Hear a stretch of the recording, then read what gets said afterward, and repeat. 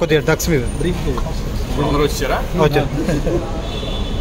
అదే రేవు పార్టీ గురించి నేను వచ్చినాయి అన్ని పేపర్లో కొన్ని నేను కూడా ఉన్నానని నేను అలాగే ఉన్నానని వచ్చింది కదా. నిన్న ఆల్రెడీ నేను ఎక్స్ప్లెయిన్ చేసుకున్నాను, అన్ని పేపర్లో రావడం జరిగింది.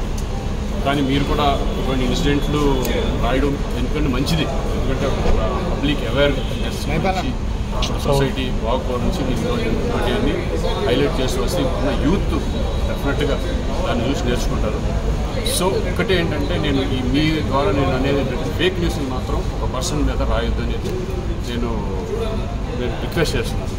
తెలుసుకొని నిజంగా ఉందంటే నిజం రాయండి, లేదంటే లేదంటే కనుక దాన్ని ఎలా వెళ్ళాలి, ఒకవేళ నిజంగా ఇంకా చేసినా ఇంకా రాస్తున్నారు అనుకోండి, అది చాలా కోర్టుకు కానీ లేకపోతే నేను కేసు ఫైల్ చేయడం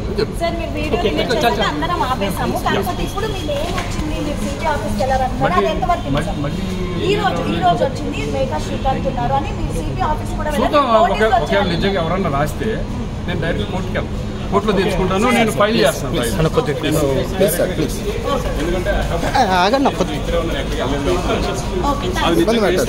ఏంటని తెలుసు ఎందుకు నోటీస్ వస్తుంది నాకు. ఒకవేళ అటువంటిది వాళ్ళు కనుక ఫేక్ కనుక చేయగలిగితే నేను పోలీస్ స్టేషన్ కూడా కంప్లైంట్ ఇవ్వడానికి రెడీ. కొద్దిగా డ్రగ్స్ మీద బ్రీఫ్ అందరూ వచ్చారా? వచ్చారు. అదే రేవు పార్టీ గురించి నేను వచ్చినాయి అన్ని పేపర్లో కొన్ని నేను కూడా ఉన్నానని నేను అలాగే ఉన్నానని వచ్చింది కదా. నిన్న ఆల్రెడీ నేను ఎక్స్ప్లెయిన్ చేసుకున్నాను, అన్ని పేపర్లో రావడం జరిగింది. కానీ మీరు కూడా ఇటువంటి ఇన్సిడెంట్లు రాయడం ఎందుకంటే మంచిది, ఎందుకంటే పబ్లిక్ అవేర్నెస్ సొసైటీ బాగుకోవడం నుంచి మీరు అన్ని హైలైట్ చేసి వస్తే ఉన్న యూత్ డెఫినెట్గా దాన్ని చూసి నేర్చుకుంటారు. సో ఒకటి ఏంటంటే నేను మీ ద్వారా నేను అనేది ఏంటంటే ఫేక్ న్యూస్ని మాత్రం ఒక పర్సన్ మీద రాయొద్దు అనేది నేను రిక్వెస్ట్ చేస్తున్నాను.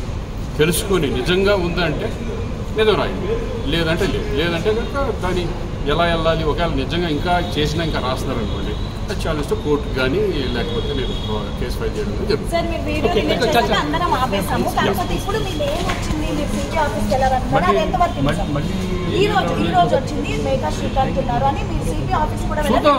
ఒకవేళ నిజంగా ఎవరన్నా రాస్తే నేను డైరెక్ట్ కోర్టుకి వెళ్తాను, కోర్టులో తెచ్చుకుంటాను, నేను ఫైల్ చేస్తాను.